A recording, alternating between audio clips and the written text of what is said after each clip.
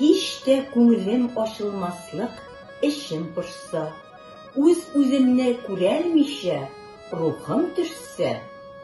Җафа чиксәм, йөдәп бетсәм бу башымны, куялмыйча җылы җанга һичбер төшкә.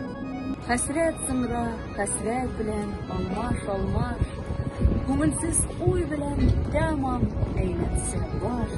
Күзләремдә кибеп тә җитмәгән булса, хәзер генә сыгылып елаган яшь. Шул вакытта мин кулыма китап алам.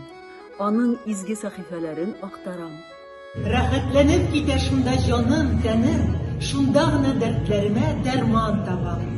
Укып барган һәрбер юлым, һәрбер сүзем була миңа юл күрсәткүче йолдызым. Сөйми башлыйм бу дөньяның баклыкларын. Ачылады, нурланады күңелем, күзем. Ышанышым арта минем үз-үземә. Җиңелләнәм, мәхсумланам мин шул чакта, рәхмәт әйтәм укыганым шул китапка. Өмет белән карый башлыйм булачакка.